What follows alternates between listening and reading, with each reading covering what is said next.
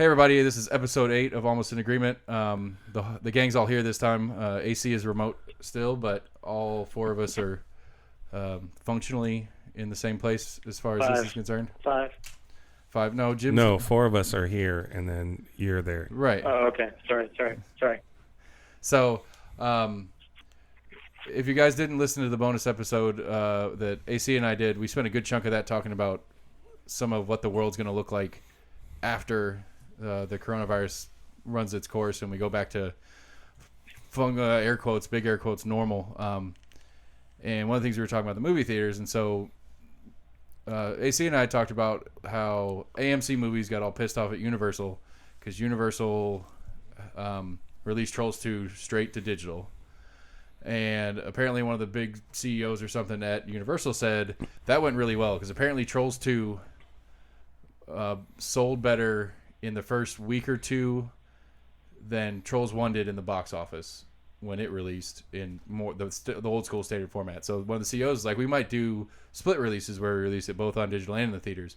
AMC's immediate answer was, the fuck you are. And yeah. AMC said, from right now, we will never show another Universal until we renegotiate our deals. And so, not that they're showing anything right now anyway, but as soon as theaters start isn't that stupid on their part? I mean, it's like AC was saying in the bonus episode, is they're in a weird, they put themselves in a weird spot as far as business because they are dependent on the studios to sell them content, and unless there's somebody else making content that the format works for, they don't have any other thing to put on their screens. They sell what'd you say, AC? They have projectors and popcorn makers, right? Yeah, the only thing that they actually physically own is the building itself.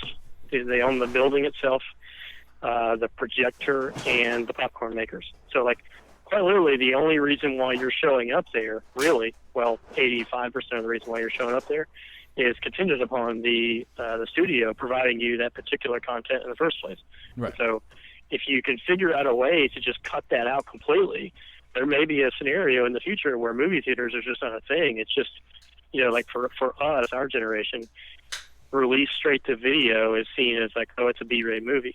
But like release straight to home theater may be the new actual theater because there's no reason to have that in the first place.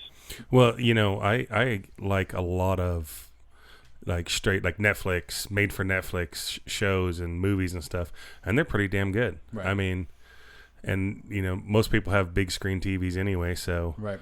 It's other than just sitting in a chair and date night with the wife. I mean, there's not a lot of, there's not a real reason to go. But like for AMC to do that would be like in our business telling our wholesalers, if you're going to sell to online people, we're not going to buy stuff from you. Well, that's just stupid. We kind of did that though. In fairness, when it was early and there weren't 10 gazillion juice makers, we avoided ones that sold direct online. We didn't avoid the ones that sold to other companies that sold online, but ones that sold direct online under retail, under what we could sell for retail. Right. We did avoid those because essentially we are selling the sample to the customer to go buy it cheaper from them directly, and so not that your analogy is fully wrong, but it was a little different for us. Yeah, but it's not quite the same thing. Right, but I mean the big analogy is there isn't 5 studios producing the same movie, and one's releasing it here, the other's releasing it there. And so I think the wheels were falling off before this. I think it's probably just going to accelerate the demise of the movie theater. Well, AMC is big enough that our government's going to come in and give them a bunch of money anyway to stay afloat, so it's not really going to matter. Probably right. I mean, I'm curious how the malls are going to do after this, and how just more general retail that like we are special in that it's harder to function online for our industry than a lot of other industries. Well, I'm the oldest here, and I do almost all my shopping online. Right. Everything. And then the time that I try to go out and actually look at stuff, I get frustrated because you have some 17-year-old kid that has no idea about the product I'm looking at, It's not like the olden days where you can go to a retail store and they're going to tell you about, if you're buying a computer and you're like, hey, I'm interested in doing this, this, and this, and this, and they're going to tell you what's best. Seems like if you go to Best Buy now, they're like, I got this model. It's got a 17-inch screen. Right, and they assume that you do the research online yourself. And you're going to do all the research online anyway, go ahead and buy it online. Yeah. I think that's another thing that's special about our industry as well, is there at least it used to be that people didn't have a lot of information available, and our staff was able to provide that online and other retailers weren't. That's why we're awesome. It's like when you go to a restaurant, like if you're in a small town, I don't know if you guys do this, in a restaurant, some little hick dine or whatever, you're like, what's good? And they're like, I don't know. And you're like, well, you suck. Let me pay for my waters and get out of here and find somewhere else. Lie to me. Tell me your grilled cheese is the best ever. So, speaking of that small town restaurant gig, so in a land far away where I was in a place in New Jersey, the only restaurant available in this town is an Applebee's, and during the COVID nonsense, no store is open past 7 o'clock. So if you're wanting beer at 7:05, you have to call Applebee's and get a 6-pack of Corona Extra to go in order to get alcohol. And is that after 7 o'clock? Is that regular bar pricing too? Like $5 a bottle? Like you're paying $30 for a 6-pack? So why is Applebee's the only place open? It's the only place they have. But as far as like gas stations and grocery stores? So grocery stores do not sell alcohol in New Jersey. Oh, they have at all. The actual ABC stores. Yeah, and gas stations don't either. And so if I want to go over a couple towns, I could do that. But if I'm staying in a particular area, unless I want to drive, 25 minutes into town and get closer to DC, I don't have an option. So is that a town ordinance issue? It's a New Jersey issue. It's a New Jersey issue. So like the governor issued a I can't think of the actual legal term for it, but the governor issued some sort of emergency ordinance that said that everybody has to wear masks into every store. If you don't have a mask, you can't sell to these customers. And in this particular community, at least, nothing is open past 7 o'clock. Nothing. So do they have, how about people that can't wear masks? What kind of person can't wear a mask? What? Yeah, I mean like a person without a face? No. I've heard, like Costco, had a thing come out that said, people above the age of 5 have to wear masks unless you have a medical condition why you can't wear a mask. Like, I don't know. Does a mask kind of do like a paper bag for like someone that's hyperventilating, where you're not getting as much oxygen? I don't know. That's a question. Too bad we don't have a medical person. So I'm just telling you, the healthcare sector, if you come in with respiratory symptoms at all, this is back at home in Knoxville, if you come in with those respiratory symptoms at all, you're required to have a mask on. And that was before at least in Knoxville, at least, they required everybody on the campus to wear a mask. Here, it doesn't matter if you have respiratory symptoms or not, you have to wear a mask also. So it doesn't matter what the staff has to wear it, patients have to wear it, everybody has to wear it. And so, there is no, I can't do it because of X, Y, and Z. Well, I mean, if that's the case, then we're going to intubate you and we're going to put one on you anyway. I just wonder because Costco said that if you had a medical condition, and I don't know what medical condition would I can't think of any you. medical condition that would exclude somebody from wearing a mask. I truly can't think of any. If a person is in a situation where they are unable to get in the necessary oxygen based on the mask, they shouldn't be walking in the first place. That's what I was Good point. that. I have an issue with some gloves. Like when I last time I was working in a restaurant, I couldn't, like, if I had gloves on for more than like 2 or 3 minutes, my hands sweat so bad, and then they'd break out in like awful rashes. That's a fat guy issue, not a medical issue. Saying I had issues with it, I was commenting. Yeah. Well, even if that is the case, I mean, they have non-latex gloves that you could wear. Well, I mean, that's probably more of a latex allergy than it was anything. But I've tried. I had multiple styles, and it was literally it was my hands would sweat from being in them. He even wore panties on his hands for a while just to see if that'd make a difference. It didn't matter what type of glove I had. It's just I have sweaty hands. You're welcome, world. Sweaty. Put some baby powder in. I was actually just going to say that there's a medical correlation between people that have excessively sweaty hands and people that masturbate too much. Yes, that's why he wears glasses too. Yeah. I shave my palms too. That's why you guys don't see my hairy palms. I said masturbation causes blindness. I'll just do it till I need glasses. But.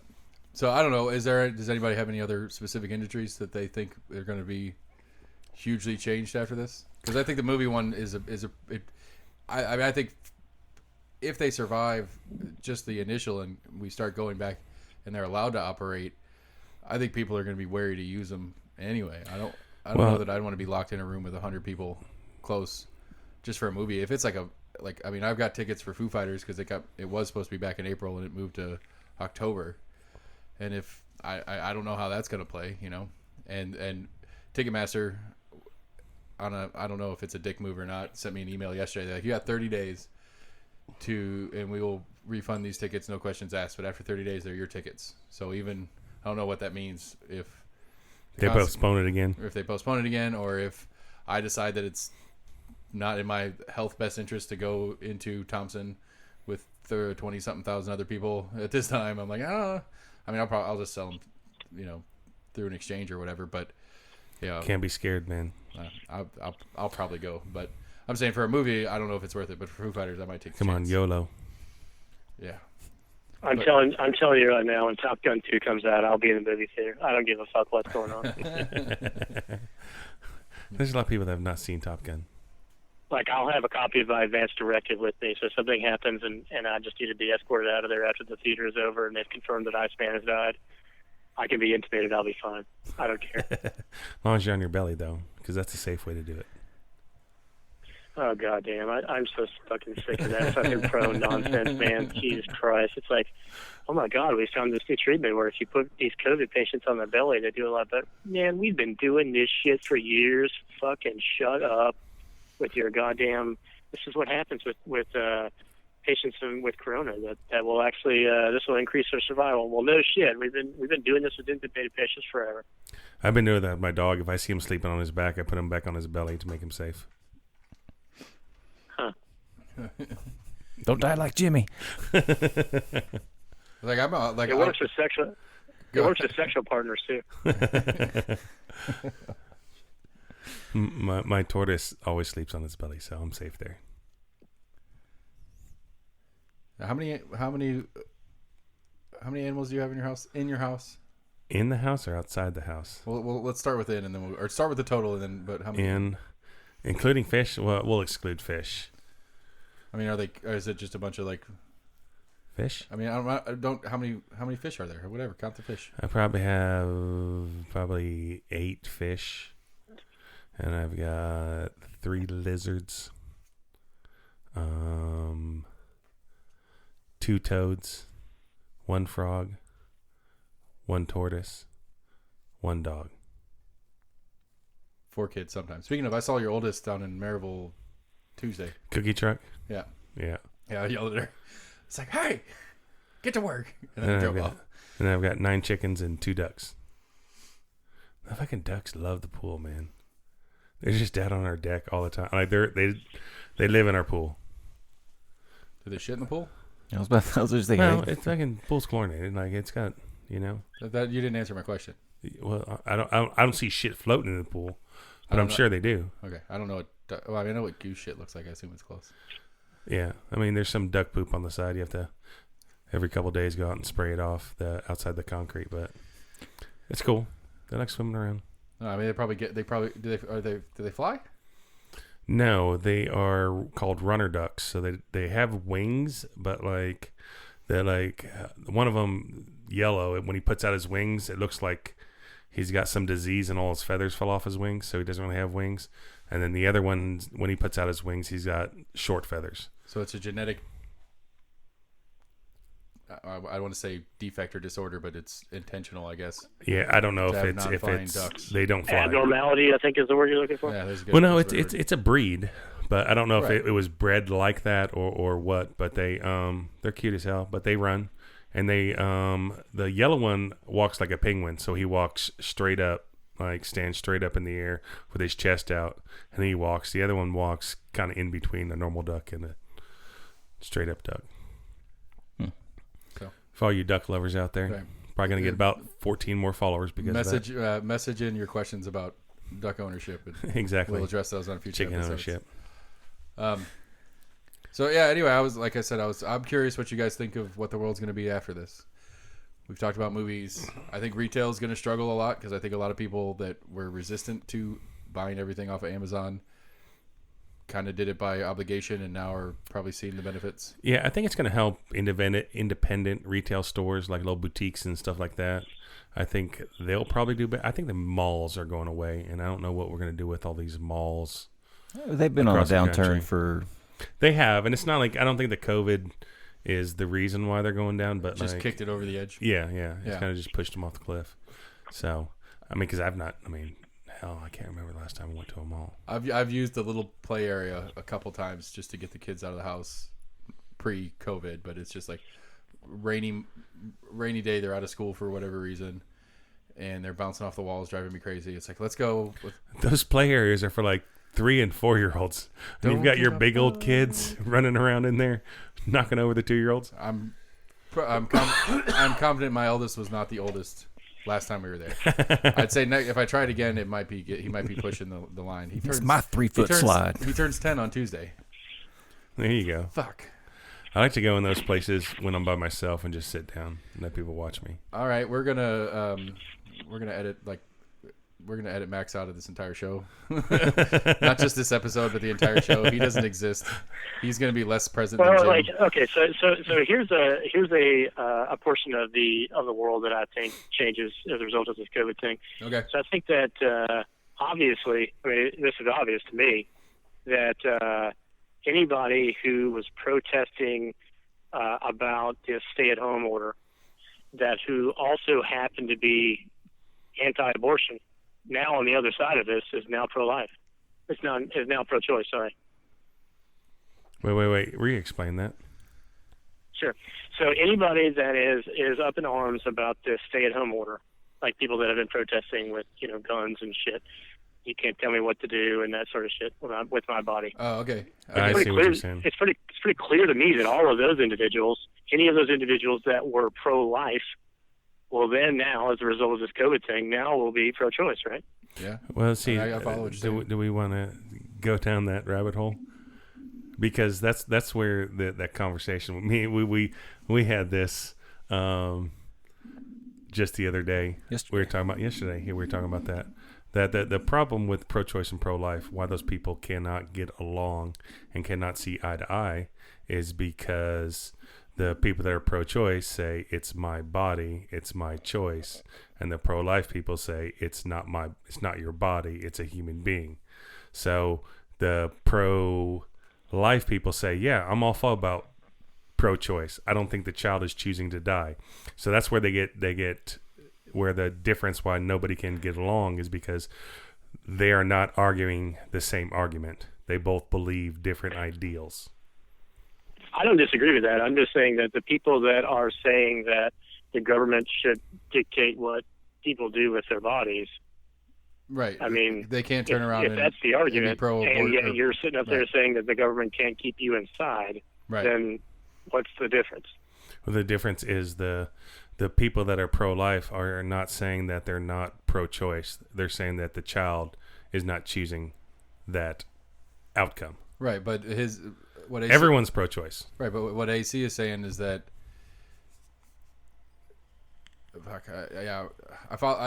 he's saying if it's my body, it's my choice. I can go out with COVID. Right. Then that means you're pro-choice. Which. No, what I'm saying though is that even what you are saying about the child not choosing to die is nothing more than the neighbor that you're seeing at Walmart who's also choosing not to die because they were, we should have listed this, and yet I'm potentially giving them COVID, and they're dying also, right, potentially as a result of being infected for me. And so what's the difference? Well, they should have stayed home. Well, that's my point. Is that for these people that are saying that you can't keep me at home, then I mean it's the exact same argument. Like there is quite literally no difference in those two arguments.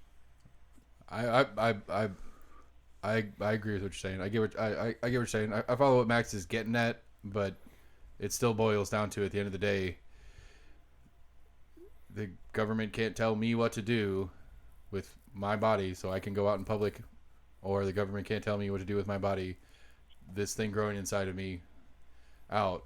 Where Max is trying to say, well, the thing inside of you is not the choice, but the analogy goes to the thing inside of you is the neighbor that you could potentially get sick and could potentially.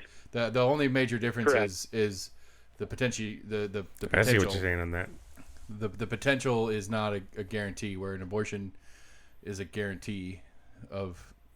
No, the end result. I think there's like 1% that right live. You hear about those kids that try to get boarded and then end up living or some shit like that. Right. The only difference of the analogy is that there is a possibility that you, even with contact with that person, you don't give them the virus if you're carrying it. But it still doesn't change the base argument. So are we going to have any lawsuits for people saying like, oh, they had COVID and they went to work and gave everyone COVID and now I'm suing you? Do you think any of those things are going to come out? Company. I mean, I think that's why there's so many organizations are having this whole taking your temperature before you go to work, and if you go outside of a X amount of radius area, you have to let your employer know. That way, they can potentially follow up with a quarantine status, that sort of thing. So, I think that's some of the reason why this is going on. It's not. I don't feel that the intention is entirely genuine in keeping the workers safe. I think primarily the issue is you don't want to get sued and find out that something has essentially fostered from your organization, and there's a lot of negative publicity as a result of that. Well, I did hear that they're doing yesterday or something. I would have to look it up, but that they are going to redo the death total in the United States to exclude all that bullshit we were talking about. Did you guys see anything about that? No, I was thinking about that conversation we had, but I haven't seen any follow up.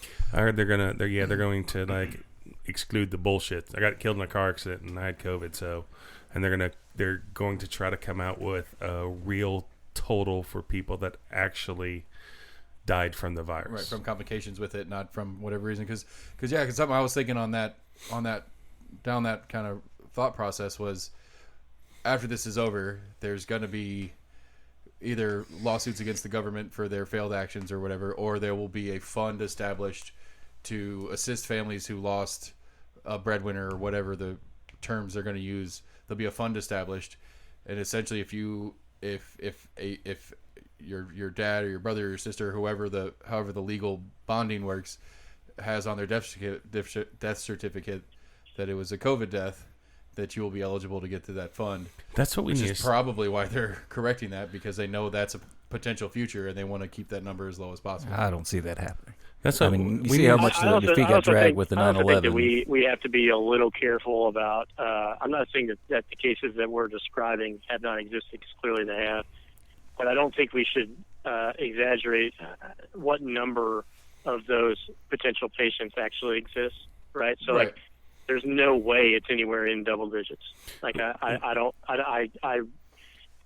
refuse to believe that people were so just sort of up in the like, well, it'll work itself out about a death certificate, that if a person was positive for COVID and they had a car accident, they're going to put down COVID on it. And if that's the case, then we should take their license away for signing that on the death certificate. You know what I mean? I guess I just don't want to exaggerate how many that number might actually be. I agree with you. I don't think it's super high. Right, I fully agree with you on that. But and again, we go back to the argument we had about it was Dr. Deborah Birx that had said it, and I pulled up the quote, and we'd argued about specifically what she meant by what she said, and we discussed what we wish somebody would have asked her as the follow up. But the explanation at the time, at least to me, sounded like if you're positive with it, regardless of what actually kills you, if you're positive with it, it's going to be marked as that death. Whether that's what Max is talking about that they're trying to correct because they just wanted as much data as they could, and then they could try to get a better picture of what was going on or whatever. But that was my thoughts on it. If they're literally doing that, then I think it's real that there'll be a fund or something at some point. Sure, I think so. Can we start that fund? I do. I think so too. But let me give you a scenario. So let's say that somebody has they got infected with COVID. Let's say they got infected with COVID at say it happened at noon on a Monday. So they get infected with COVID unbeknownst to them, they were infected at noon on a Monday. Tuesday afternoon, they're in a passenger side of a vehicle and they get into a car wreck and they suffer a femur fracture. Now, a femur fracture in and of itself is you don't need to be intubated for that, but it is a serious concern. But let's say at the same time that they have this femur fracture, they also realize that they're going through respiratory failure that is unrelated to the femur fracture because of COVID. I got so you. I'm just saying that not 100% of the car wrecks. I'm not trying to say that, but I am saying that there probably are instances of individuals in that population that we're talking about that had an accident that would not have actually or potentially not been an issue, but there was a precipitating incident that occurred that made this situation go a lot worse than it would have been. Right. So if somebody had a heart attack, and obviously that's hard, and they could get through the respiratory failure, but because the heart attack caused the respiratory failure to kill them because they were already having issues. Correct. Kind of like what Correct, you're saying. Yeah. Okay. So I can see I think those cases are the ones that are more likely to happen than I was walking down the street, I got hit by a UPS truck, and I'm on day 7 of COVID, and I was asymptomatic. I think clearly COVID didn't kill you. The UPS driver who only turns right is the one that killed you. So here's a question for you. Talking about the COVID thing, if you look at the numbers, like I looked at the numbers today, and we're at 1 million cases of COVID in the United States and 30,000 deaths or whatever, 50 and something, 60, whatever it is. Sorry. But then it talks about how many people are recovered. How is that recovered number not going up when they're saying it's 14-day recovery period? Like, it doesn't seem like by now, we've been talking about COVID for a month and a half now. Why has that recovered number not gone up? I think a lot of that will depend on where we're getting our data, our source data, because there are some places that are posting those numbers only on Fridays.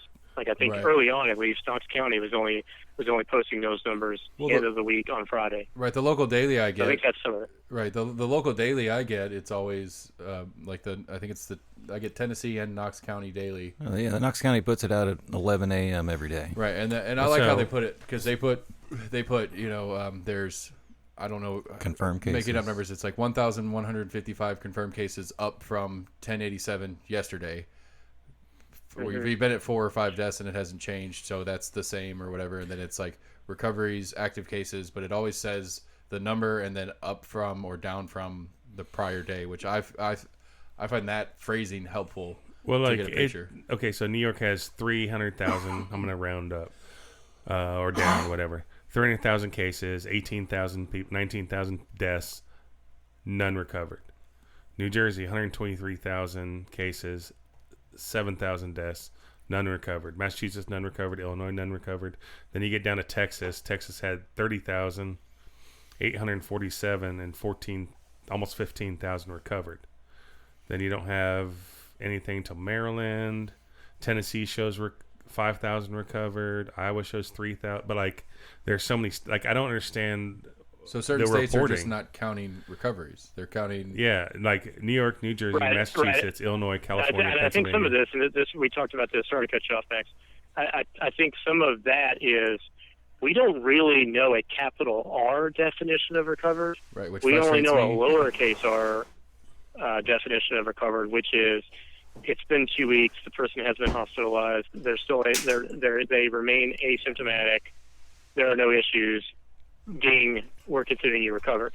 I think the larger issue is we don't, since we've only had this out for, in China at least for the last 6 months, but really the U.S. for, 4, 5, we don't really know what recovered actually means. Like, we don't really have an operating definition of that outside of, in a 2-week period, if you're asymptomatic, I Dream of Jeannie, you put your, you ding your head down, and all of a sudden you're safe. And I think that just speaking from the time that I've previously been in the New York, New Jersey area, that's what is being utilized in that particular area, because we don't know what that means yet. I mean, we assume that you can't give the virus to anybody, right? But that's what we don't know frustrates the that shit yet. out of me. But I get it, but I don't. But that part frustrates me. And I've made an ass out of myself trying to understand it enough times. But yeah, because what's the point of reporting something if it doesn't actually mean anything? Because I think some of that is I don't know. I hate to say that some of this is politics, but I would want to know. So, like, if you look at all 50 states, I'd want to know which states are giving a zero number, and how many of those zeros are maybe progressively leaning states, Democrat-leaning states. Yeah, I would and how say many of them from what he just said, it sounded to me like the list is because New the first York, one was New Texas. Jersey, Massachusetts, Illinois, California, Pennsylvania, Michigan, Florida. Texas reported, Maryland's reported, Tennessee's reported, Iowa's reported, Minnesota, Nevada, Delaware, Kentucky. Yeah, that's exactly District what Columbia, Oklahoma, New Mexico, Arkansas, South Dakota, New Hampshire, North Dakota, Maine, Hawaii, Wyoming, Montana, and those are Alaska. all zeros, or those are the people that have reported people that have recovered. Okay, and so what you're getting at, AC, is that it's a little bit of a mixed match with those states. But for the most part, it seemed pretty red blue to me. There's a couple, but for the most part, it seems that the blue states, for lack of a better word, in their position on what they think we need to be doing and should be doing and how we should be reacting to this aren't counting the recoveries. The states that want to open economy back up, the red states, all the poor people, right? The red states want to open the economy back up, and so they want to show that people are getting better. Chill out about it. So I guess the next question would be, what does active cases mean different than positive tests? What does an active case mean? That's a good question, and I would think that just based on the data that you just gave regarding recovered, I would say that all of these definitions are subjected to the individual reporting state. And so if that's the case, then we really don't know the answer to those, because in a state-to-state comparison, we're working, like I talk all the time and we argue about sometimes, we're arguing about definitions that we assume are the same, and they're not. Yeah, that's weird. That's an interesting tidbit, for lack of a better word, because active cases. Don't get me wrong. I'm not trying to imply that the red states are trying to give out false data because they want to open up the economy. That's not what I'm suggesting. What I am suggesting, though, is I do think that the bluer states are taking a more cautious approach to what this all means in comparison to the red states. Like, I think that's a fair statement. I think so too. Yeah, I agree with that. And caution. And I'm not saying that the economy should or should not be open. For this particular argument, I'm not stating that. But I do think that across the board, I think the bluer leaning states are taking a more cautious approach to what some of this stuff means. All right, to do a semi-shifting conversation, then, what do you have a thought of the reasoning behind that? Like, why a progressive leader wants to? I think generally speaking, I'm happy to make this argument, and I actually believe this.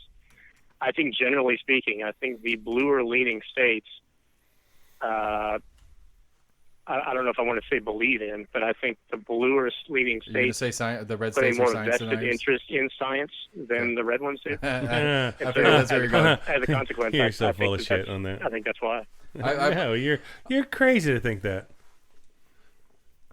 Explain. You can't just explain. So you're basically what you're saying is Democrats believe more in science than Republicans. I think if you look across the board, I don't think that that's much of an argument. What basis are you saying that? So I can give you an example. I mean, we don't have to get into global warming, but I think that there is there's a section of the of the nation that believes that global warming just isn't happening at all, and I think that those individuals typically are red.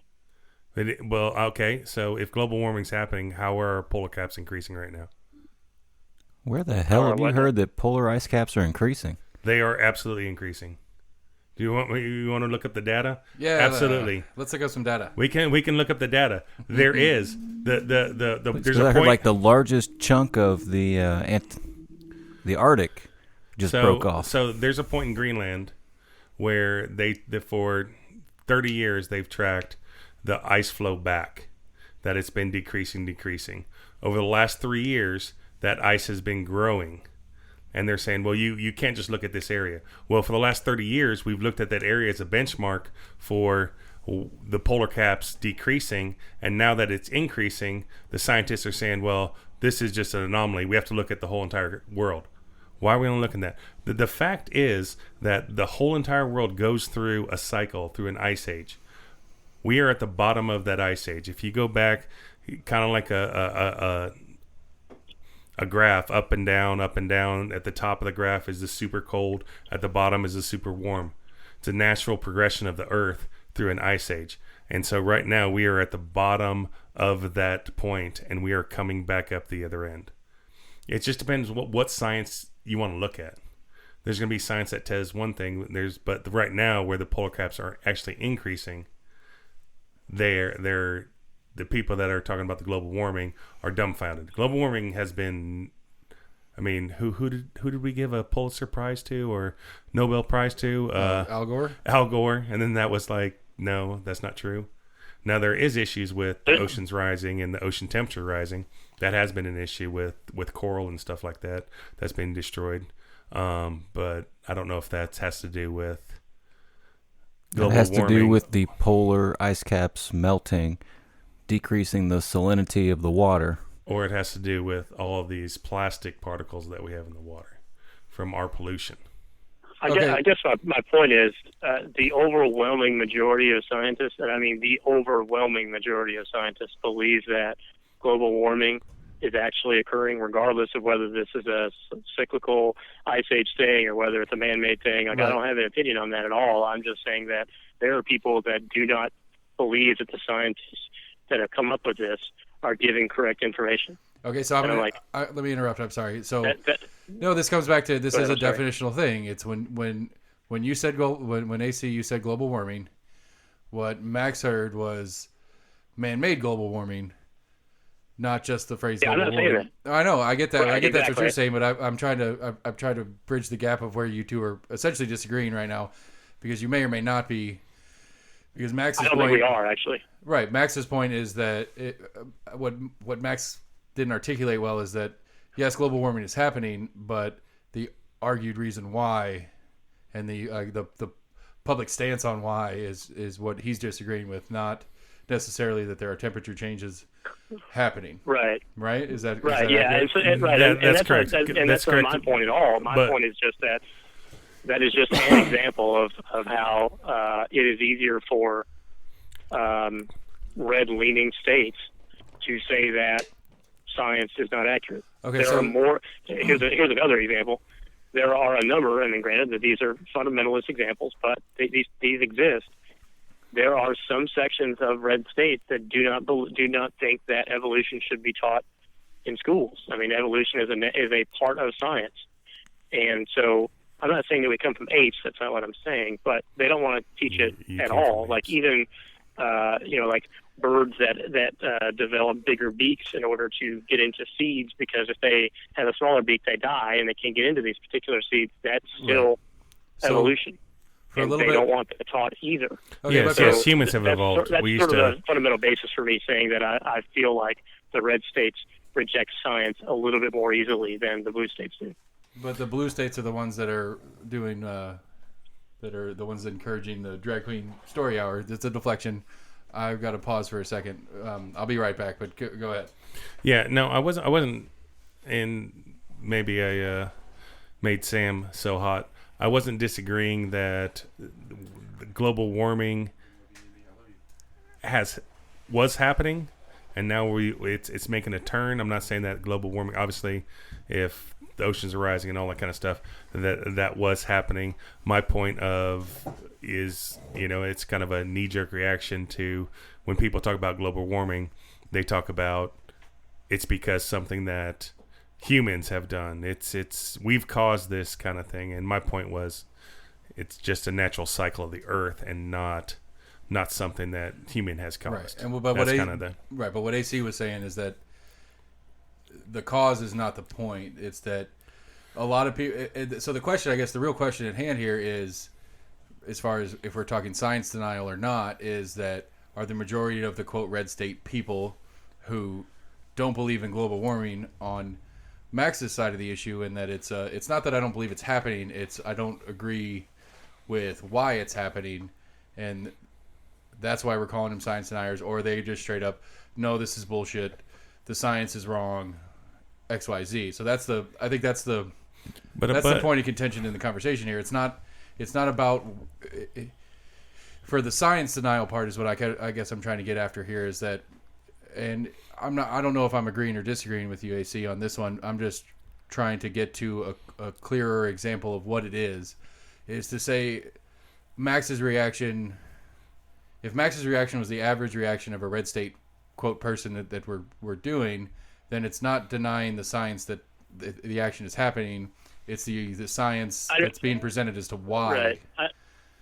Right. I understand. I'm saying that him and I were saying the same thing, but the average person that is in the public is not articulating it the way that Max is. I'm saying that the argument, essentially, which is ridiculous because it's even considered, quote, an argument, the argument is these are climate change deniers, period. This is not climate change deniers because it's some cyclical action of whatever. If you go to, I think it was year 2 of Trump's presidency, this is just an example that feeds into this.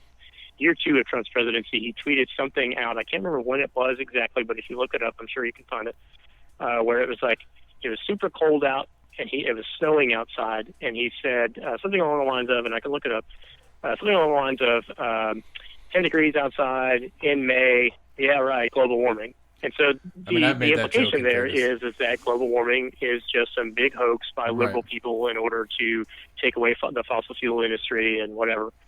And what I'm saying is there's a section of the red states that believe that global warming as a phenomenon is just simply not happening, period, regardless of whether it's a cyclical thing or whether it is a man-made thing. There are people that just truly don't believe it. Yeah, no, I agree with that. But, the problem, and you probably hate this because you're more into the science than me, is it seems that a lot of scientists, not all of scientists, but a lot of scientists, they have a goal, right? And it's kind of like it's a lot of scientists in the pharmaceutical industry. They want to come out with this cure or reasoning behind what they're doing and trying to prove their point, and they will go at any extreme to try to prove that point. And it kind of gets lost in, I want to prove this, I want to prove this, I want to prove this, I want to prove this. Okay, and then you have a little bit of evidence, and you're like, oh yeah, see, I proved it. Right, cherry picking data to prove your point, whether the consensus is there or not. But I guess the return would be there's some pretty strong consensus a lot of different scientists on this one that is happening.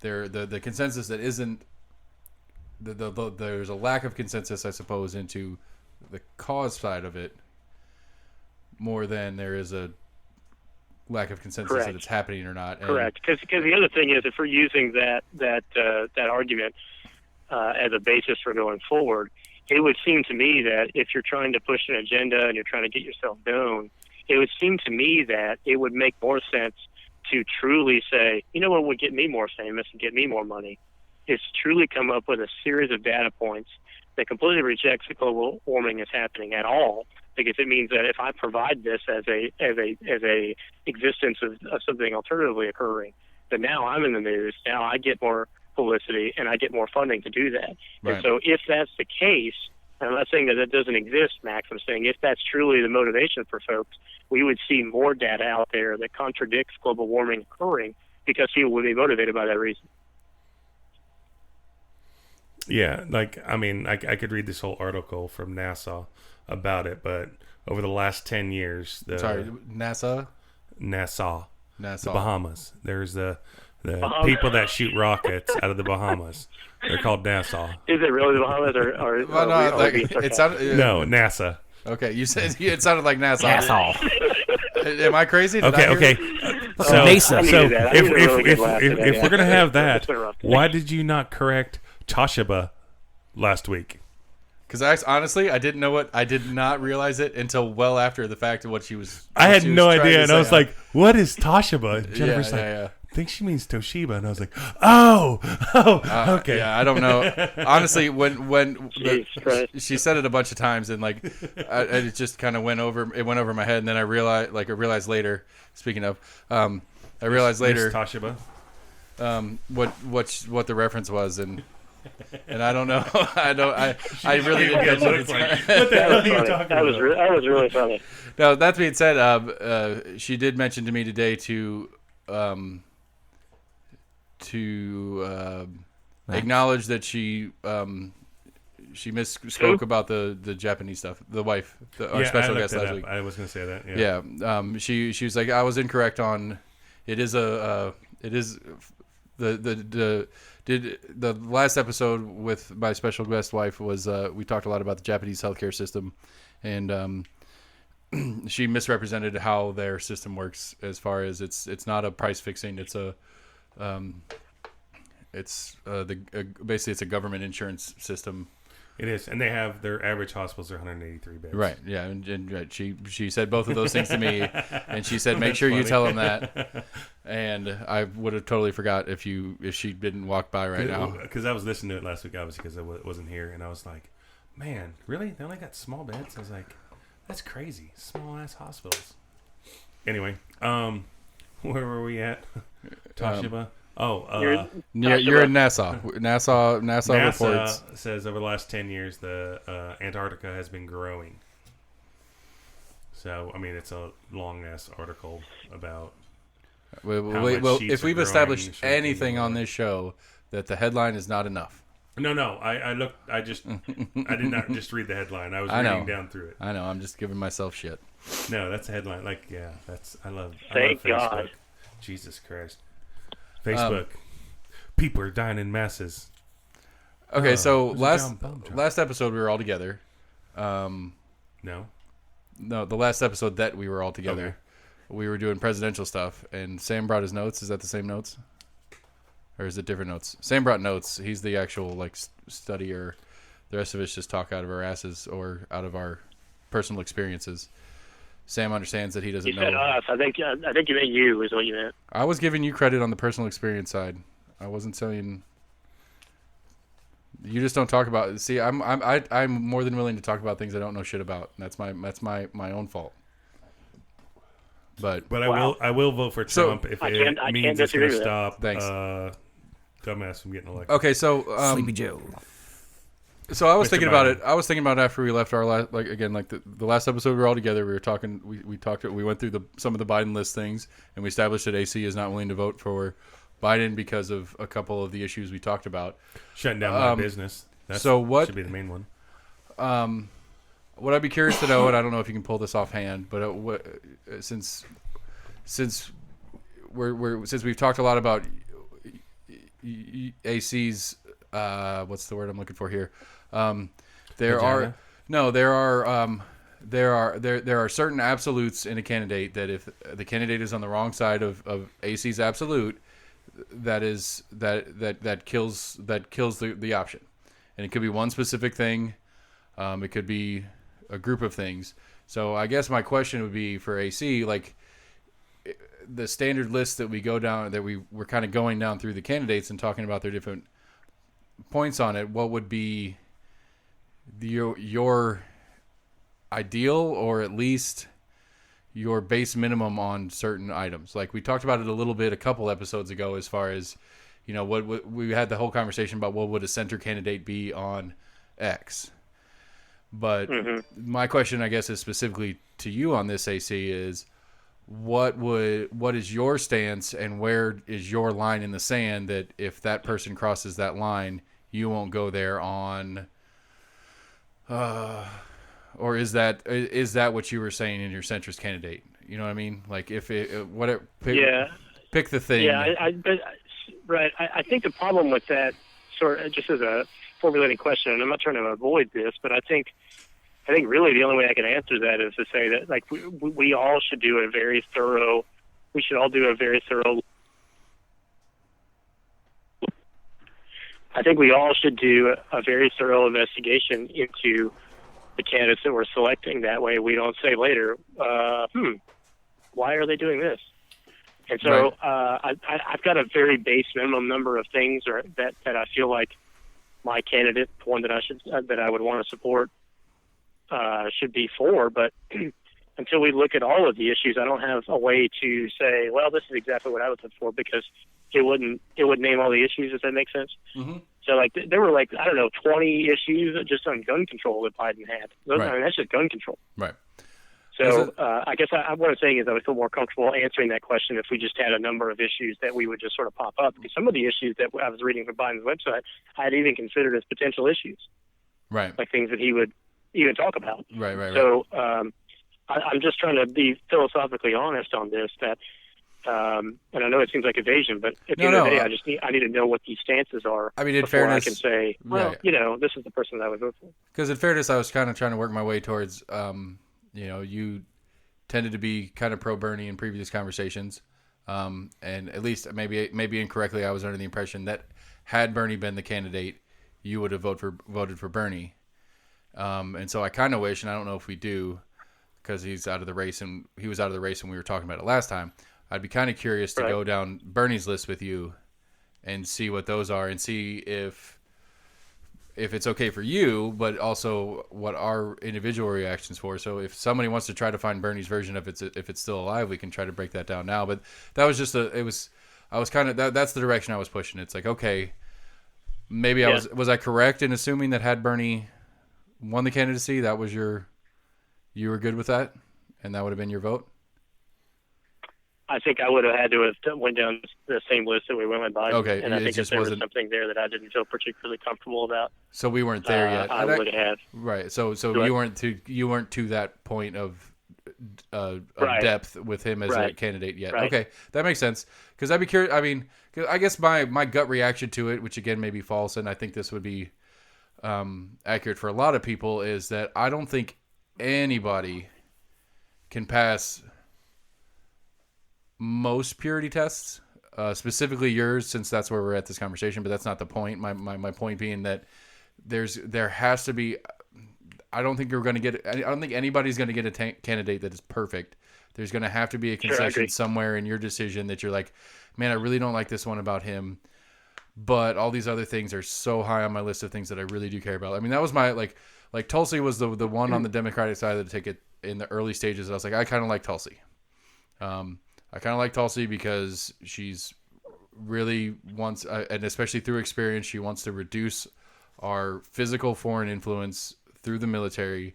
She wants to bring guys home. She wants to, she didn't talk about cutting spending specifically, but she wanted to, her philosophy was these regime change wars and all this stuff we're doing overseas isn't in our best interest as a nation, and we need to quit doing them. And I love that. And that got me interested enough into paying attention to her in the process, but I never got to go down her list of things like we're talking about now. And so, go ahead. Okay. No, you got it. Go. I was saying I found Bernie when you get done. What? Max has found Bernie's list. We'll do that as soon as you. Okay. Yeah. So really, all I was going to say was, I mean, sure, I acknowledge that. I mean, there's no way that I can sit here and say that I expect my candidate, the one that I vote for, whoever that may be, that I'm going to agree on every issue, because I think that part of the issue that we have in D.C. right now is we're not willing to compromise, and so that's why no bills get passed. And so, in other words, I'm saying that I would be a part of the problem by not voting for a candidate based on things that I'm not willing to compromise on. Right. I'm just saying that there have to be things that I'm absolutely not willing to compromise on. Right. And I think that there are some sections of the gun control thing that Biden was at least putting out there in order to show people that he's tough on school shootings or whatever his rhetoric is.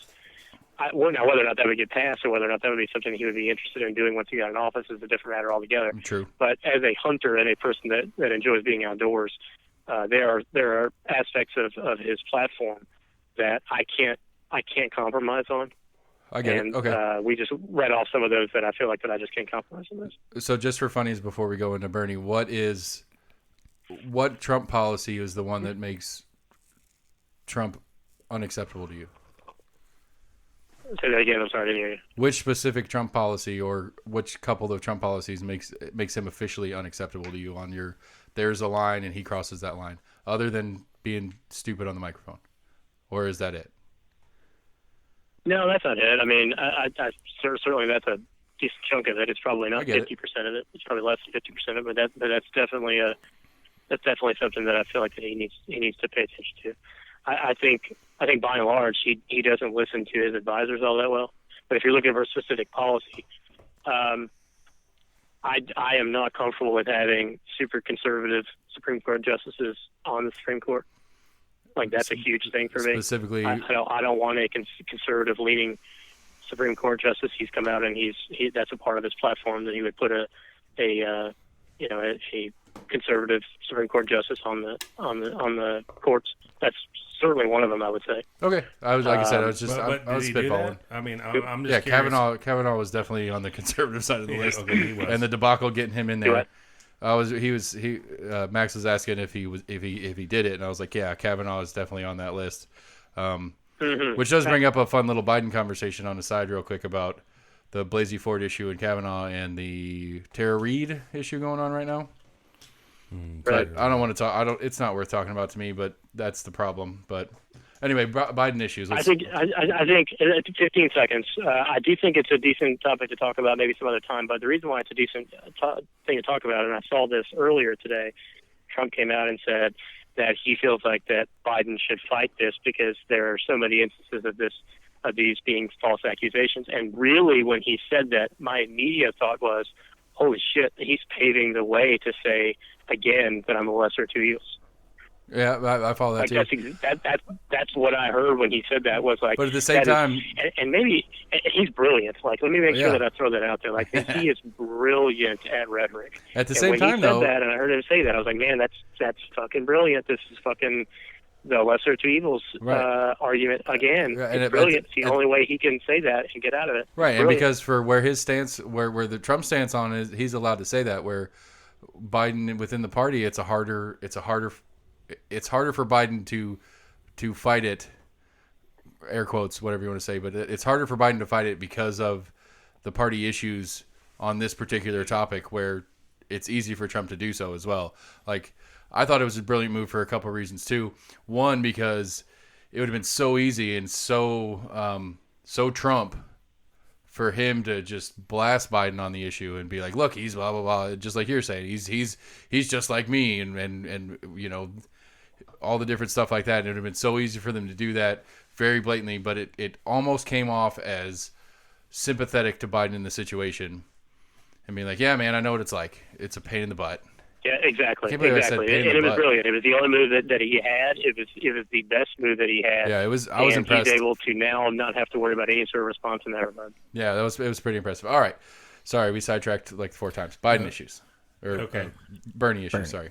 First one: college for all, guaranteed tuition and debt-free public colleges, universities, HBCUs, minority-serving institutions, and trade schools for all. Okay. Cancel all loans, debts for some 45 million Americans who owe 1.6 trillion, and place a cap on student loan interest rates going forward at 1.8%.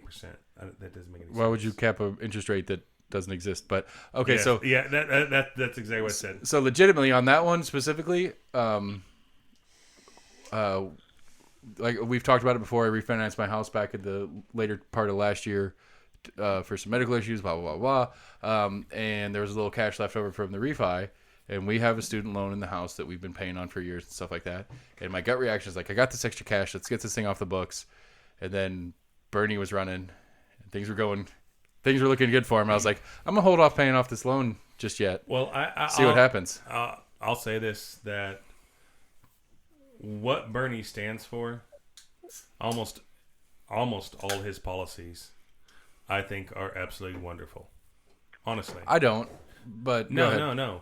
I think it'd be great. I think it would be great for everybody to go to college for free.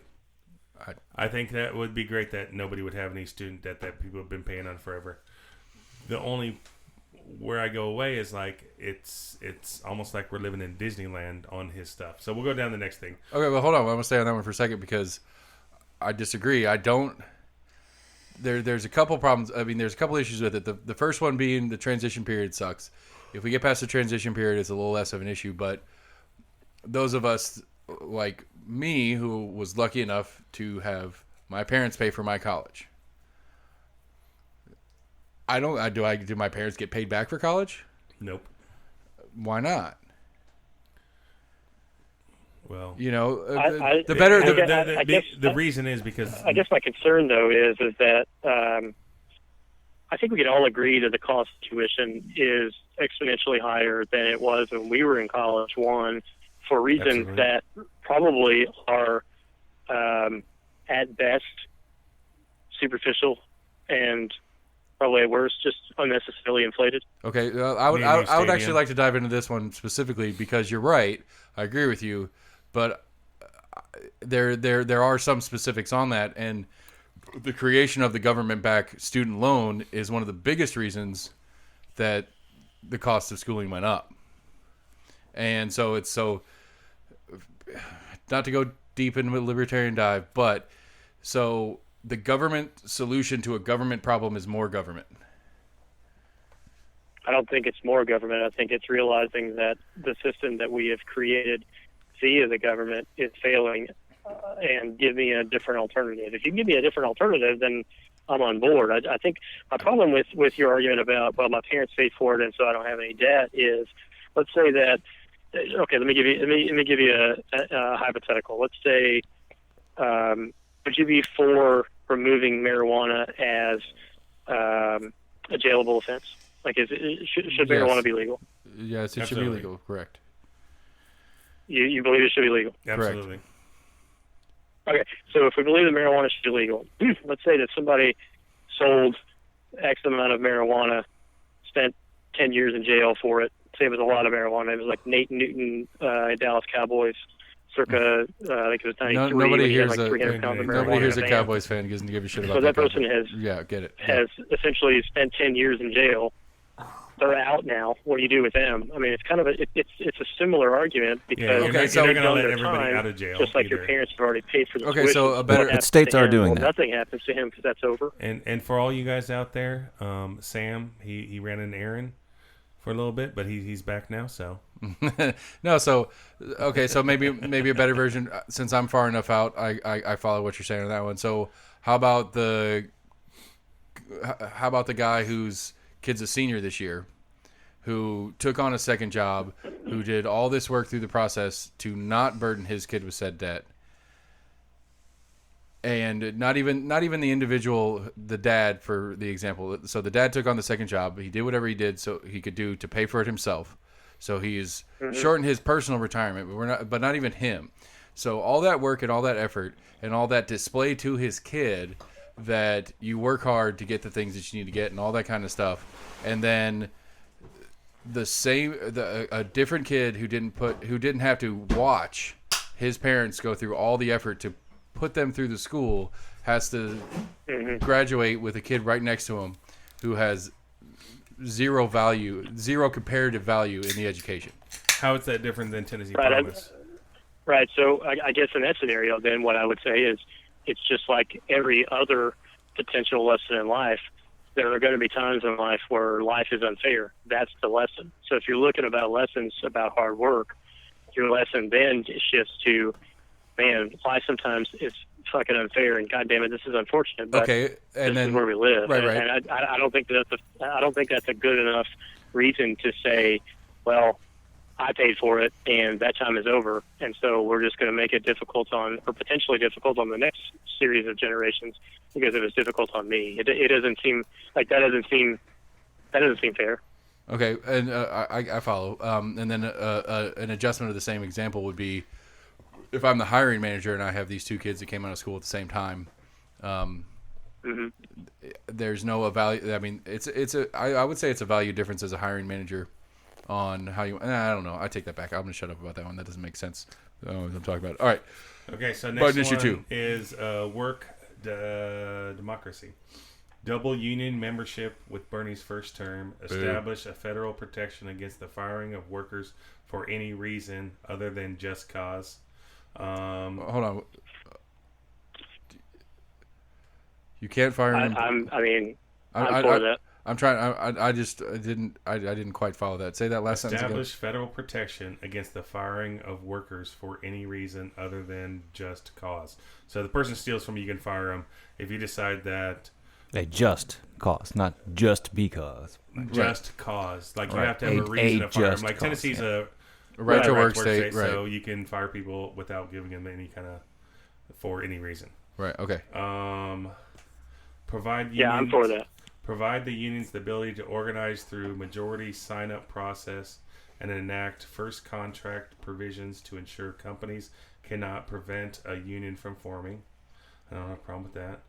I don't like this though. Deny federal contracts to companies that pay poverty wage, outsource jobs overseas, engage in union busting, deny good benefits, and pay CEOs outrageous compensation packages. That's a very quantitative term. Yeah. Okay, so to go back a second, just cause is problematic to me because just cause is not to use my big word again. It's not quantitative. It can be very subjective. One of our employees gets rid of a customer. Or gets in not an altercation like fist fight altercation, but refuses service to a customer for a reason that we as ownership disagree with. Is that just cause? Can we fire them for that? Can we say you said no to that old lady because whatever? Does that go under just cause? Like what is? I guess to BAC real quick. What is the operating definition of just cause? Yeah. Sure. Yeah. Sure. I get you on that. So in order to provide a little bit of compromise here, and I think this might be something potentially that you would probably be on board with.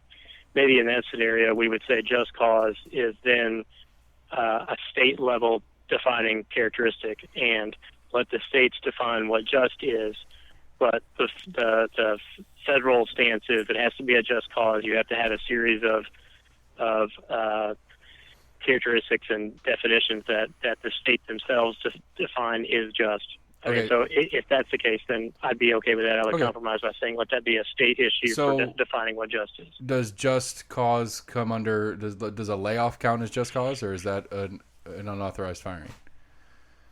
Like our business goes down. Right, the money's not here. We can't keep 6 employees on. Right, I can't keep 6 employees on. I just can't. I got to pick one, and there's no reason I'm picking you over you. It's just, my reason I picked you is because your spouse or whatever has a job, and this other guy doesn't have any other income in his household, so I'm going to keep him, and I'm going to let you go. Is that count as just cause? If that's a potential definition of just, I don't think that I would be on board with that. So you don't think me personally? So you think if you're okay with a business having to keep an employee on because they're not allowed to fire somebody because they don't have the money to pay the person, or that many people? No, I'm okay. No. I'm not saying that at all. I think, I mean, I guess then that would be the definition of firing, not just cause firing, because I mean you would lay people off, you would cut people from payroll. But I think that's different than firing them for an unjust reason. So I guess our theoretical operating definition is removed with the ability to rehire. That is not fall under the just cause, right? But that's crazy. Like if I had if the business comes back, I would hire you in a heartbeat. I have no issues with you. I have no issues with what you do with me. I just don't have the money to pay you. That does not count as just cause. It's just a layoff, where if it's racial, straight up firing someone. I'm just firing you for whatever. I have to have somebody does not fit with the team. That's a good. Yeah, does that count? They do their work, but they just don't get along with the team. They're not as happy as we would like. They don't. I think you can create a paper trail with that, though. I don't think that's really as complicated. But I have a problem trying to put. I get what you're saying. Really, I don't. I think if you guys, let me just give you a hypothetical. If you guys It was a just cause provision that was in Tennessee as a state, and you guys had hired somebody and you're 2 months into it and you don't like their personality, but their sales are good. Are you really going to fire them? Yes. I mean, you're going to fire them even though their sales are really good? Yeah. But again, it's the burden of keeping that paper trail of, okay, well, I wrote because what am I doing? What's the paper trail include? It's a disagreement with a coworker. I'm gonna jot this down on your file. I'm gonna put this demerit in your file for a disagreement with a coworker. It doesn't get along. Again, it goes back to the original statement: is that it's such a there's so much subjectivity to to what is just cause, because just cause can be, okay. Better example or an adjustment on your example is they kick ass. They sell the shit out of product for us. They're really great with customers. They're really great with coworkers. But I walk in there and they treat me like I don't exist. They don't give a fuck that I'm their boss. They don't give a fuck that I run the company, that I sign their paychecks. They don't care. They call me an asshole. They talk shit about me in front of my employees. Does that count as just cause? If I'm like, you don't work for me, I'm not going to sign your check if you're going to treat me like an asshole.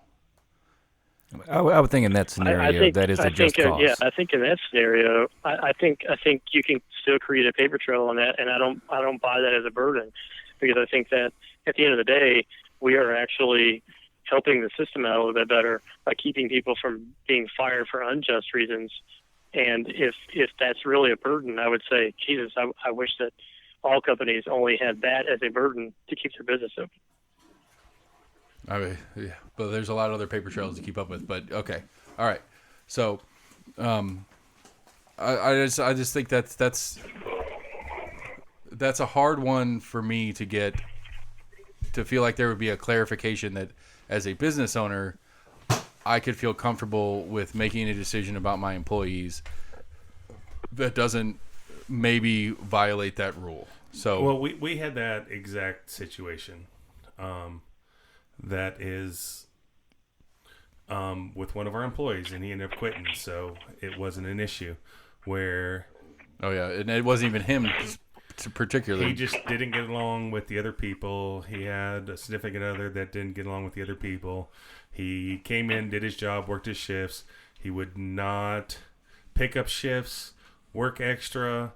I mean, because you're not required to pick up... But he would not be a team player helping other people out. And you can't require somebody to pick up a shift if somebody is having an issue or stuff like that. He just came in, worked his shifts, did what he was supposed to do, but he was not being a team player.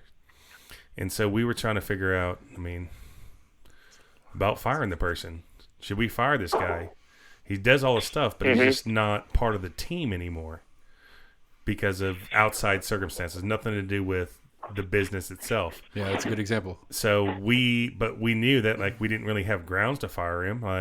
Well, even though where we are in Tennessee, we didn't even need to, but this goes into a whole other big avenue of shit. But I'm not going to go down that road. It's just like we felt.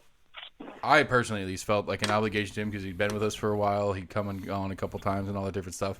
And it's like, man, it was a weird conversation to have because it's like, this sucks. Like, I don't really want to fire the guy, but I feel like I might have to fire the guy because it's a teamwork issue, and I don't know. I wouldn't even know how to document that. Because what can you say? Oh, such and such was having a problem, and his girlfriend's a total bitch, and her bitchiness rolls over into everything else we fucking do. Yeah. So okay, let's go on to the next thing. Expand Social Security. Expand Social Security benefits for all recipients and protect pensions, guarantee home and community-based long-term care services, protect our most vulnerable seniors by quadrupling funding for the Older Americans Act and expanding other programs seniors rely on, expand and train the direct care workforce we need.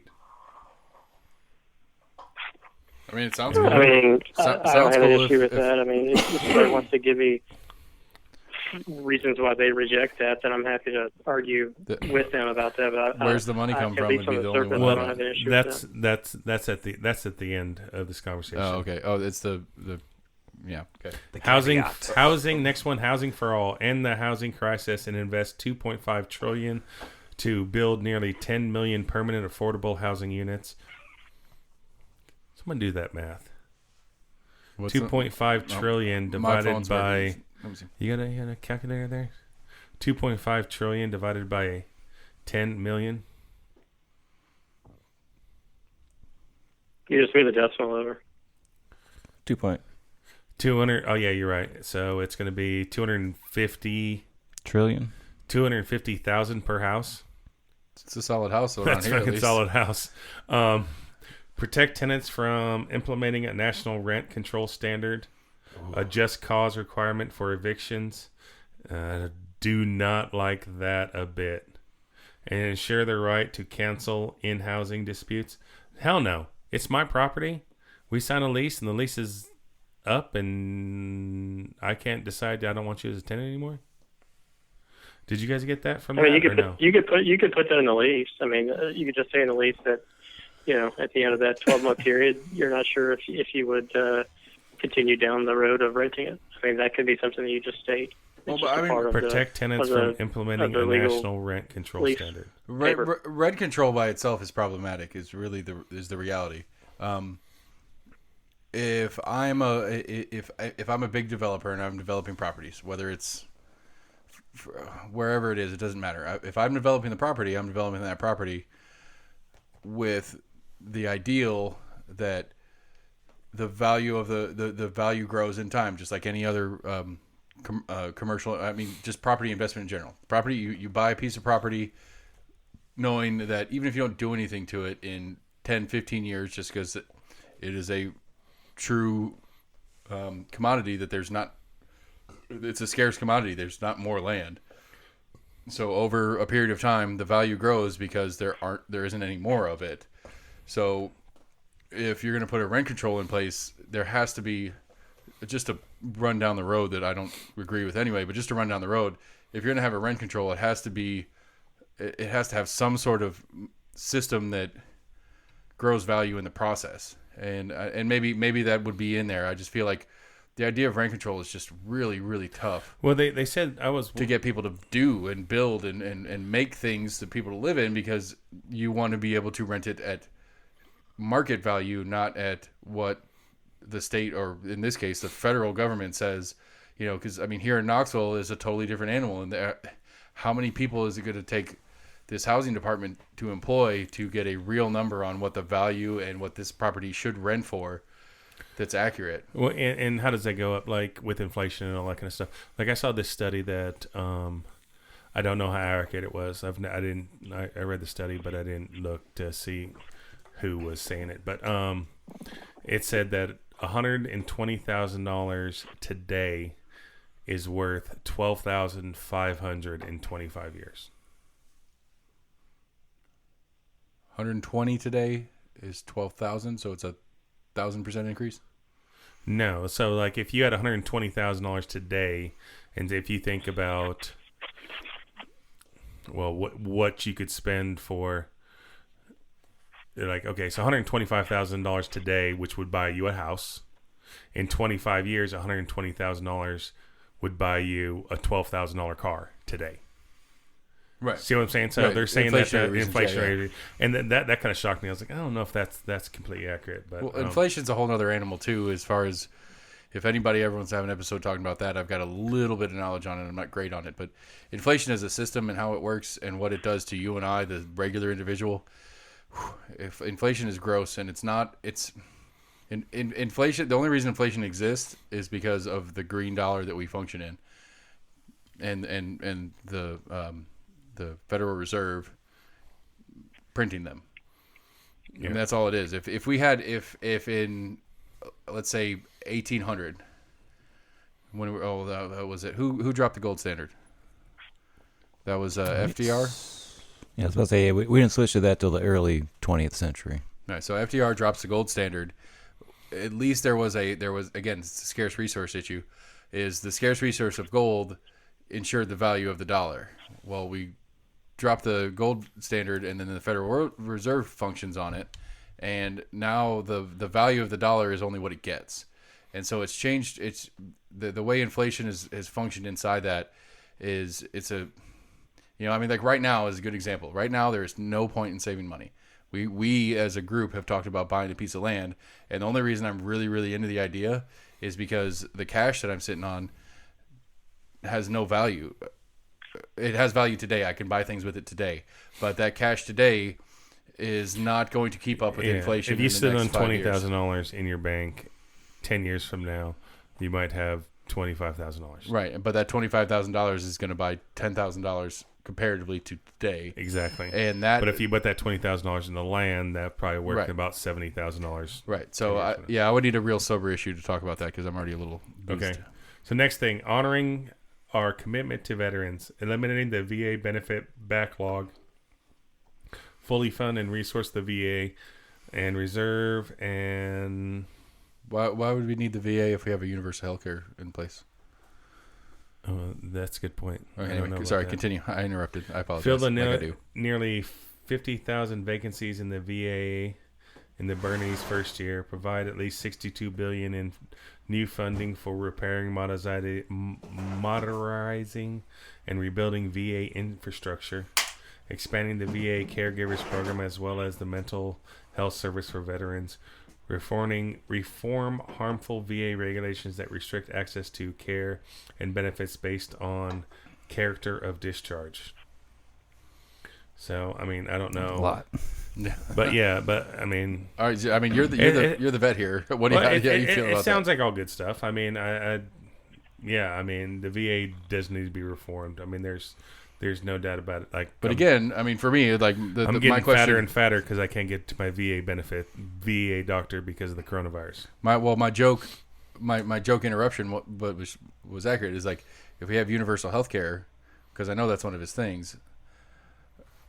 What's the point of having the VA if whether you're a veteran or not, you can go to any doctor and get any service you want at any time? So that's the only thing that's my only glitch in that thing. Is what's the point of having a separate healthcare system for veterans when every American has access to? Well, yeah. If every American already gets healthcare, there's no point in the VA system. I agree with you. Okay, continue. Justice and safety for all. Cool. What does that mean? And how can you be against that? I agree with this, though. And for-profit greed in our criminal justice system and private jails. I disagree with that, but go ahead. Ensure due process and rights to counsel by vastly increasing funding for public defenders. Cut the national prison population in half. How do you cut the national prison population in half? You open the doors and let half the people out. It's easy. Yes. Abolish the death penalty. Abolish the 3-strike law. Mandatory minimum sentences. As well expand the use of alternative to detention. I'm for that. I mean, I think we could definitely ramp up some community service versus put somebody in jail. And I think a lot of people would go for that. No, and I agree. I mean, I think there are a lot of people that go to jail and come out criminals. Yeah. Like they don't go to jail as criminals, but they come out as criminals.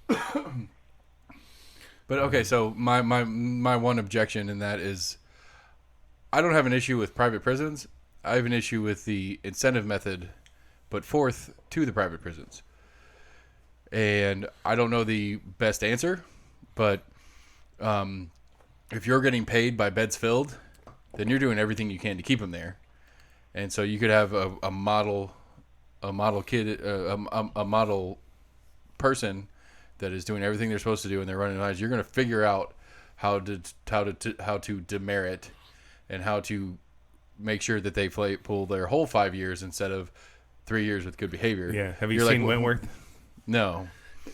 But that's Wentworth. Anything you can do to keep them in there, any reason, any excuse, anything you can to keep them in there is not the right incentive method. Mm-hmm. And I've thought about it, and I actually, somewhere in my phone notes, I have a whole like idea of how to better incentivize the system, but I don't have an issue with private prisons as the phrase private prisons. I have an issue with the way they're incentivized and how they get paid. You got to figure out a better way to do them, because again, the main question on prison reform in general is, what is the point? Absolutely, there is a list of people that you need to put them in a box and keep them there, because no matter what you do, no matter how hard you try, all they're going to do is go right back out and do the bad thing that we're trying to avoid. Mm-hmm. But there's a lot of people that are in there that go, oh, fuck, I fucked up. I need to get my shit together and put the right resources and the right things in place to help these people get back on their feet and move forward with life, because they don't want to go back there. And the way the private prison system currently works is they want to do everything they can to keep you there. They want to turn you into a criminal, so maybe you get out in your 3 years, 4 years, whatever it is. But now you're so fucked up that your only option is to get back into the criminal game. So you're not for privatized prisons. Oh, I'm totally for privatized prisons. I'm against the incentive system is the problem. We've got to figure out a better way to incentivize the private prisons. It's incentivized in their favor. I mean, it's pretty much the private company or the private company says, we need more people because that's how we're going to make more money. And that's why you see overcrowding in prisons, because those prisons, those privately owned prisons, are making more and more money off of having more and more prisoners in there. Right, I agree. The question is but the incentive's wrong in that their incentive it's a business to them. It's a business. And that's fine. I have no issue with it. The part that it's a business to them is great. The problem is they get paid per body. If they get paid per body, all they give a shit about is bodies. How else? Why don't they per prison? Per prison, you could get real complicated. You have 300 jail cells.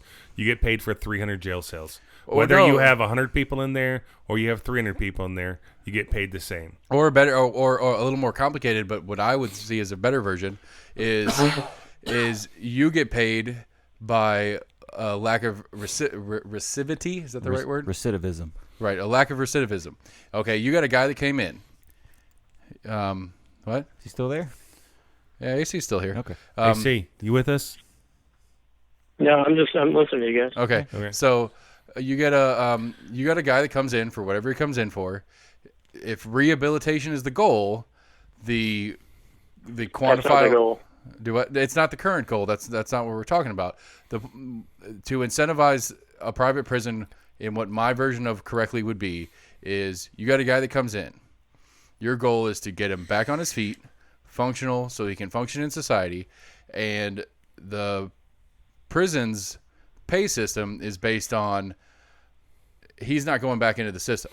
He gets out and he goes and gets a job and he goes and lives his life on.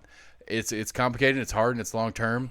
I don't know exactly how you would do it. They get hit in the backside if that person comes back. Right. They get right. They lose money if that person comes back into the system, or they get a bonus for every 5 years that person doesn't get arrested.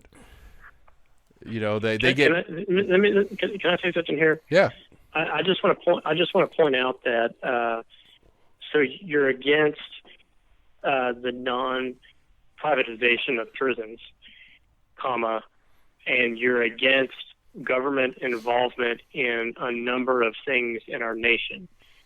But yet this is an example of something that you want the government, quote unquote, or taxpayers to have more of a direct hand in, when really if you just remove the privatization element from it, it seems like it would take care of everything that you otherwise argue for by, quote, keeping the government out of things. I follow what you're saying, but I disagree in the sense that the same incentive issue would come up with a public prison.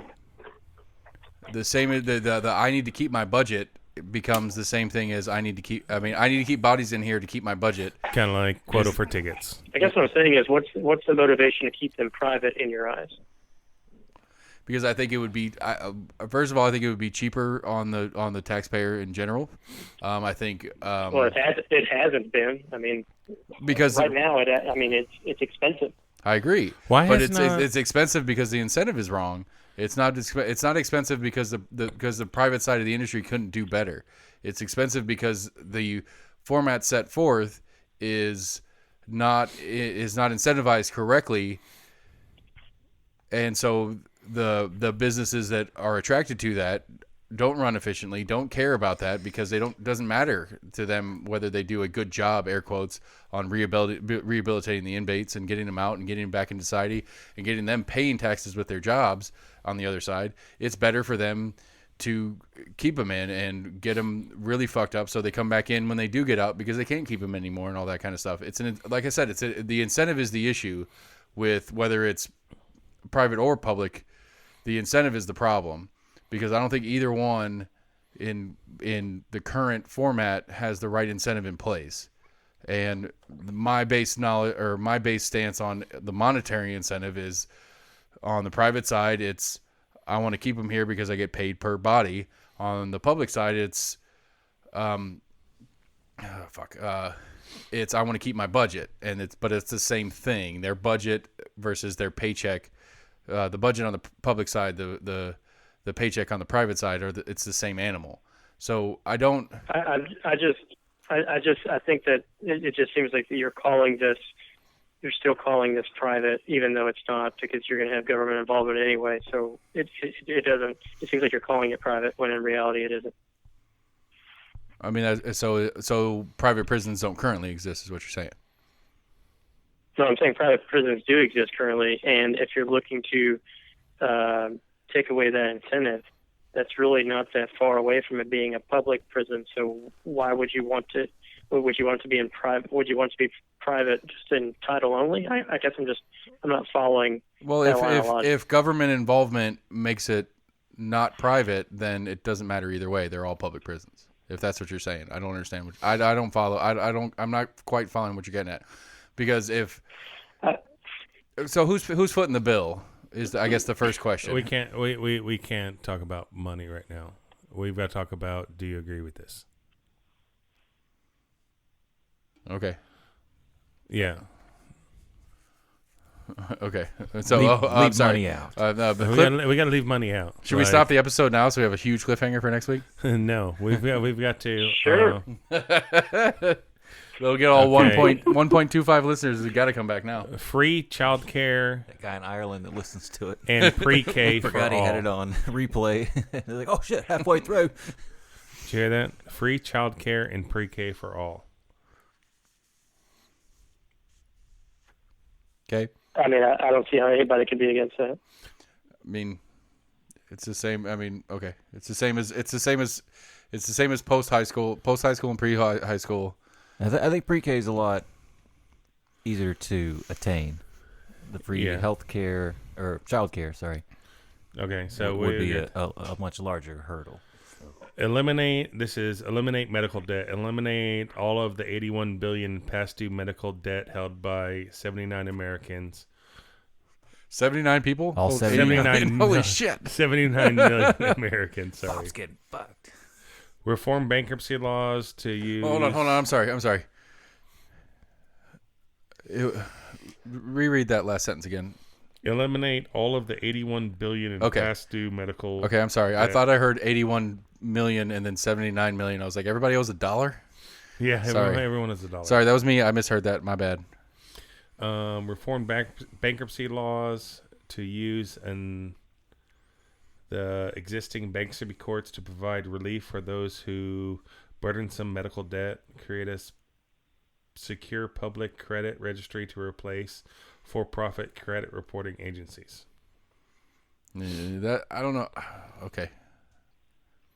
When the whole Wells Fargo thing came about, I didn't realize there's literally 4 major credit reporting companies. Mm-hmm. There is, and how much those 4 companies can super impact your daily life. Right. Yeah, it is. I tried to buy a boat. Credit reporting's weird. I needed a 640 out of 637. I got turned down. Yeah, credit. Yeah. Okay. Okay. Green New Deal. Transform our energy system. Just stop. To 100% renewable energy. Episode. We're going down Bernie, so that's his. Green energy, Medicare for all. We can go into that. Let's see what else he has. Okay, so he's got but that's the main ones. Okay, so quick pause on running down the list. We started this 45, maybe an hour ago, on AC's line in the sand on candidates that we've talked about in the past. So anything in there for AC, has anything in there for you crossed the line in the sand so far? No. Okay, so I agree with you, AC. So we'll close it off with what I'm assuming is coming next. His like, yeah. Oh, wait. I didn't get to gun safety. Oh, okay. Guns. Take the NRA and its corrupt effect on Washington, expand background checks, end the gun show loopholes, ban the sale and distribution of assault weapons. Assault weapons are designed as a solid tool for war. We talked about that last time. And prohibit high-capacity ammunition magazines. Implement a buyback program for assault weapons.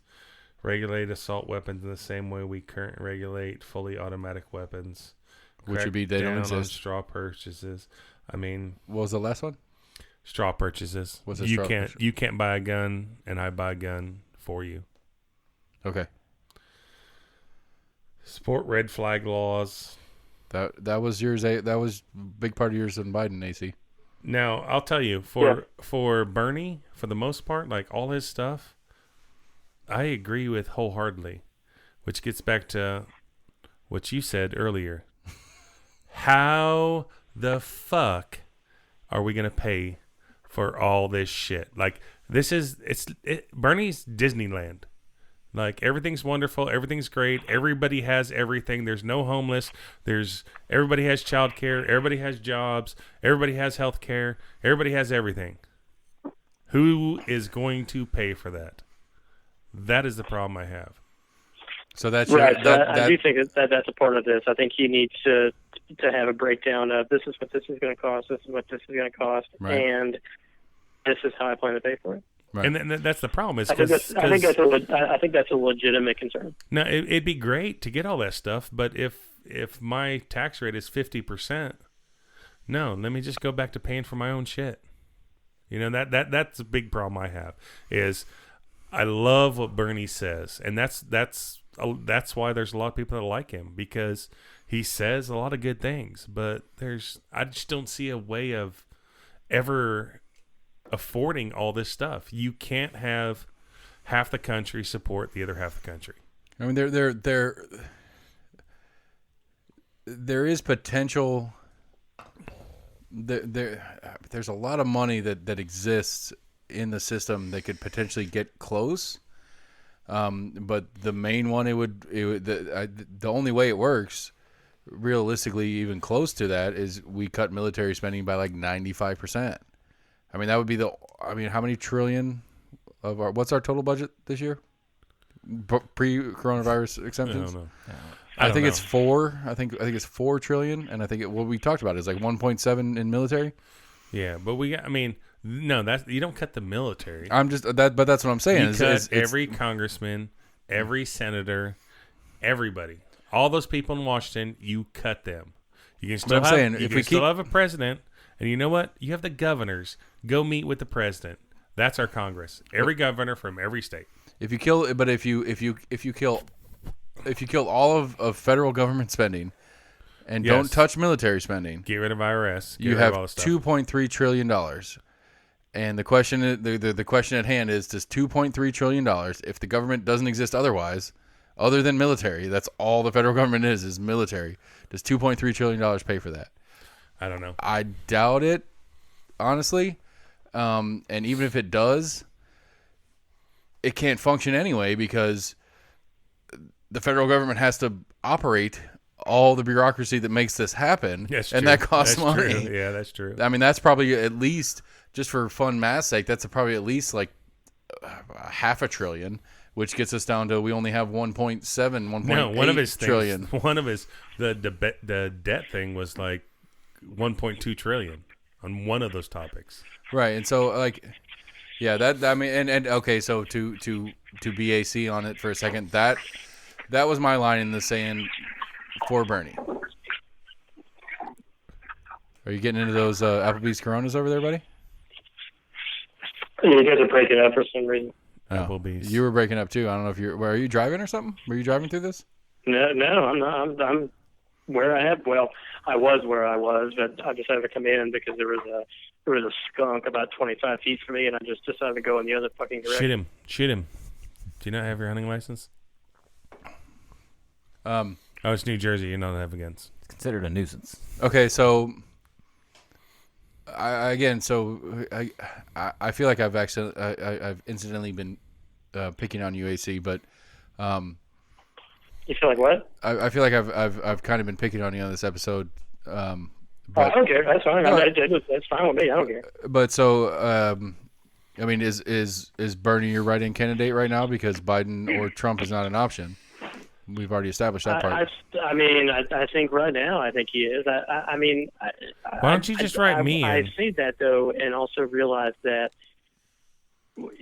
we have to, we have to have a clear way of paying for all of these things. And I don't believe that he is disingenuous in what he's proposing. Yeah, I 100%. If you have a different politician in there, I would say this person is just trying to get elected. Now, I believe him, but if you get that same sort of platform from maybe most anybody else, I think the initial reaction is clearly, okay, this is fantastic. This is not set in reality. And so I would just need to know some numbers on what he plans to cut. Because, I mean, what if he decides that he's going to cut, say, half of the money that goes to land conservation? Well, if that's the case, then fuck it. I don't like him. Right. You know he's going to take all TVA lands and build ghettos. I have a full understanding of where he decides to get this money from. That does, I mean, Max made a sideways joke, but I mean, however many $1 billion in housing he's going to build, it's got to go somewhere. Yeah, it's going to go on our hunting land. Okay, so Sam and I talked about this last night a little bit. We had talked a couple episodes ago about how awesome TWRA is, and I was thinking about it after we talked about it. Excise tax is kind of a blanket term, and we talked about that. Right, I'm 95%. Probably a little over 95% sure that the TWRA funding that you were talking about is not. It's not tobacco. It's not gas. It's not beer. It's not alcohol. It's the excise tax covers a lot of different categories. I'm 99%, 95, whatever number I just threw out, % sure that the TWRA tax, or the tax money that the TWRA gets in excise tax is the hunter's tax only. That 15% hunting supply tax that the NRA and some other hunting groups put together and asked for. I just wanted to kind of put that on record, I guess, because it's going to go into a future episode that I want to talk about. But I'm okay. I don't have that in front of me, and if that's the case, then okay. But just all I know is that excise stuff that you were talking about, the so-called syntax stuff, there are things other than alcohol and right, but it's a blanket tobacco, term. Like gasoline is considered part of that also. So, but what I'm saying is that it's a blanket term that covers a group of taxes, and each specific item, each specific category of items that are excise taxed get allocated in a certain way. So, like the tobacco tax, for the most part, goes to like late-term healthcare and stuff like that. Like that's part of the game that the tax gets put into place for, but it's specific to the category inside the excise tax. So I guess I just want to clarify that I'm pretty sure that it's only when we buy guns and ammunition that are under the hunting category, when we buy camo gear, essentially when you go to Cabela's or Bass Pro Shop, everything you buy at those places, that money in that specific category of goods and services, because I'm pretty sure like processing places for your harvest, that money goes to TWRA. Like gas money doesn't go to it, tobacco money doesn't go to it. It's a different subcategory inside the excise tax. Okay. I mean, that's fine. I mean, I know. I just that, again, when we've talked about it in the past, it's only been I was just describing what an excise tax was. Right. No, so, I just if that's the case, that's fine. Yeah, it's just I don't know what we were talking about before wanted me to remind that in on the record for lack of a better word. Okay. So Bernie's your candidate. So far, Max is voting for Trump. Yep. Sam's voting for Biden. No. Well, who are you voting for? Trump. He's voting for Trump. He didn't like Biden. I was excited about the premise that there's four of us here with my Trumpy and we have 4 different candidates that we're going to throw on the ballot. I'm like as of right now. I mean, how are you feeling right now?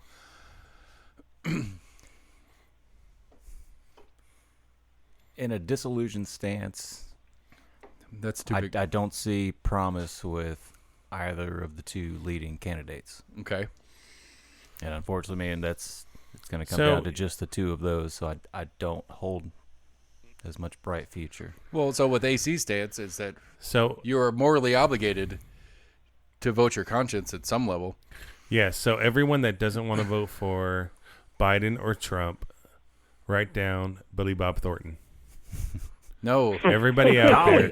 Dolly Parton, man. Billy Bob Thornton. No. I think we'll we see should how much in, we can get. Billy Bob from Varsity Blues. Well, I mean, yeah, here in Tennessee, just Billy Bob's close enough. Okay, Peyton Manning. Everyone write Peyton Manning. He's dead, by the way. I don't know if you guys knew that or not. Peyton Manning? No, not Peyton Manning. Billy Bob from Varsity Blues. You just broke some hearts, man. I was like, did I miss an update? The next thing you're going to say is Dolly's dead. God damn, bro. I think it's in the text that there was. Here's a Peyton Manning story for you, or a Manning family story for you. I don't know if it's younger brother. I guess it was younger brother. Yeah. I think his younger brother. Not Eli. There's a third Manning. Cooper. And it's like Scooter Manning or some shit like that. Cooper. Anyway, he's the apparently oldest. He had a better arm than both of his other brothers. He got fucked up in high school. I don't remember what it was exactly. Maybe it was a spinal cord issue or like nerve damage issue or something. He couldn't go to college and play college ball. Yeah. But like, I was bored the other day. I was just looking up Peyton and Eli stuff. Apparently, the third brother actually was better than both of them, but he didn't have a chance to develop any of it. Yeah, he's on. He's Cooper Manning. He's on what, Fox News or not Fox News, but he's on one of the one of the broadcasters. He's part of the Talking Heads group on one of the podcasters, or not podcasters, but broadcasters of football. We are the podcasters. Yeah, sorry, but he is I'd heard my recollection of the story is he was a wide receiver, at least in high school, and he got he got a back injury or something like that. But as far as like potential, like total potential as a professional, he was the one.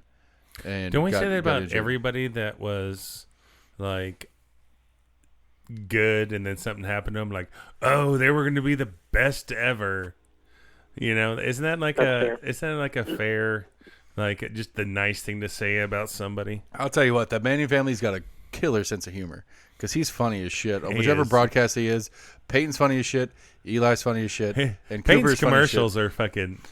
I mean, God, both of them, both Peyton and Eli on their SNLs were fucking hilarious. Like Eli's SNL, where he is like he makes a whole thing about being under the shadow of his brother Peyton, and like that whole thing is just fucking hilarious. Like it was perfect. And then Peyton's SNL, where he was an asshole, which is so out of character for him, and everybody knows him as a really great guy or whatever. But what was it, like United Way? The United Way skit they did? You remember that? I have not seen that. No. Oh God, it's the funniest shit ever. So it's like United Way, and he's like he's hanging out with a bunch of kids, and they're on like the practice field and they're playing or whatever, and he like pulls them into the huddle, and like it's Peyton Manning, so he's like, he's throwing like Omaha. Right, he's throwing all these like huddle terms at these kids, and they're like, what? And he's like, just catch the fucking ball. and there's an interview with him that's so hilarious because he's talking about when he was doing it. And the kids that SNL hired, the kid actors that SNL hired, were all excited about it and having a good time or whatever. And part of the sketch was he was supposed to peg this kid in the face, and it was like a Nerf style ball or whatever. It wasn't like a real football, but part of the sketch is the kid was supposed to run the route, and Peyton was going to throw it at him, and he's just gonna hit him in the face, and the kid drops the ball because it hits him in the face, and Peyton's gonna be like, "What the? You catch the ball, idiot!" Like that was the whole premise of this portion of the sketch, and he's talking about it, and he's talking about being there, and they're filming it and doing all those things. He's like, "I can't throw this football right in this kid's face. I can't do it. Like I don't feel good about this." And he's talking to the producers and the director and this whole thing about how I was like, "I don't want to do this." And the kid's mom walks over. He's like, "Hit my kid in the face." And he's like, "What?" She's like, "Hit my kid in the face." Okay. And so they go and they run it, and it is a great little skit because it's so perfectly out of character for who we know as Peyton Manning. It's like I've seen that interview knowing the actual sketch, and I've laughed at it like 5 times, and I've seen it 5 times, and every time I still laugh at it because it's like that's the funniest shit ever. Is that he is such a nice guy that the whole point of the sketch is to make him look like an asshole, and he's still like he's struggling to do it even though he's being asked to by the kid and by the kid's mom. What's the movie with the is it Borat where he's trying to like cast? I don't know if you have seen Borat. And it's kind of a documentary style, so people don't know that. Right, Sacha Baron Cohen is not what he says he is. And he's like trying to make a movie, and he has these people with their children, like babies, like little kids, like interviewing or auditioning for this movie. And he's like, asked this woman, he's like, "Can you make your kid cry? Like, can you like pinch him or something?" Whatever he's talking. I'm messing it up, but at one point he said. They're like, yeah, I can do it because they're saying yes to everything because they want their kid to be in this movie or whatever. Which is fucked up. Parents are fucking shitty people. "Are you okay with your kid dressing like a Nazi with another kid in a wheelbarrow, pushing him in an oven?" They're like, "Well, if that's what they need to do, that's what they need to do." And he's like pushing it, trying to get these parents to say, "No, I'm not going to have my fucking kid do that." That's kind of the opposite. Well, what's funny to me now, like as a parent, like I see that now. Like I'll watch a show, and I'm trying to think of what show recently kind of ticked this off for me. But I'll watch a show and I'll see a kid in it. Like, it was Happy. Have you seen Happy? Yes. Oh God, that's fucking great. But like, I'm watching that show and I'm thinking, like, what fucking parent is okay? Because I mean, obviously, there's a lot of shit that's going on in editing, and there's a lot of stuff that's going on that this kid might not be seeing. But that show is fucking dark. And that little girl was in a lot of scenes that are fucking dark. What is the movie with the 3 kids? That the whole like, who's the guy? Seth Rogen in it, and he's talking to the kids, and he's like, "Oh, you're in this movie, but you can't see it." It was like Superbad 2 or whatever. It wasn't Superbad 2, but it was. Yeah, and it's so vulgar and nasty that these kids, and it's like. They're actually in the movie doing this, but they can't actually go watch to the movie. Yeah, I don't know, like that. Yeah, that's a weird. That I don't know. It like it never clicked for me until like 3 years ago. It's like I would not be okay with that. No, pass. Well, no. It's like for all you nerds out there, I play D&D on Sundays, and I was talking to my wife about having my oldest daughter, because she plays D&D with her friends, about her joining our campaign. And she's like, "No, like, you guys are not right." And I'm like, she's going to be 18 in like 3 months. Like, she can do what the hell she wants here in 3 months. Like, well, I think she can hear a little vulgarity. Yeah, hanging out with that group of people. But I don't know. It's fuck. I don't know, like just child actors creep me out now as a parent that they didn't before. It's like The Shining with the little kid. You've seen The Shining and how bad that is, the original one. That kid did not know they were in a horror movie. Yeah.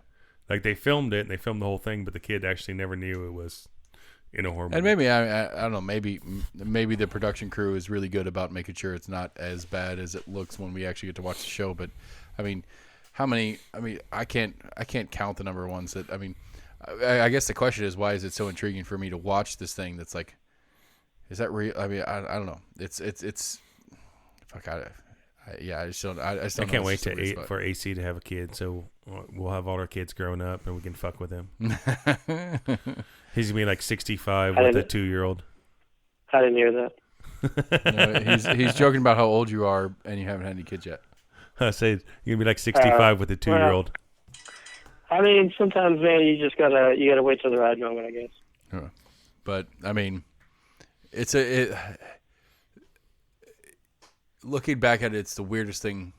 It's the weirdest functional thing in hindsight. Like, it doesn't make any sense. It didn't make any sense when I didn't understand what it was, and it doesn't make any sense now that I do understand. Now that I don't know, that's a weird thing. So, I don't know. We've kind of hit our mark. I don't see. We went through Bernie. What else did we do tonight? I don't fucking know. Yeah, I'm well alcoholed and trying to figure out where we're going. So I don't see any good reason not to cut it off here. This has been episode 8. We survived. We're gonna keep doing it. We're gonna try. I think we're gonna try to put out a couple more here and there. Maybe a bunch of more sub episodes. Now that I got this phone thing figured out, it's a little more fun. We can maybe do some short episodes on random topics just on a whim. But anyway, episode 8 is in the books. It'll be released tomorrow, the 3rd of May, and we appreciate you guys for listening. But you guys get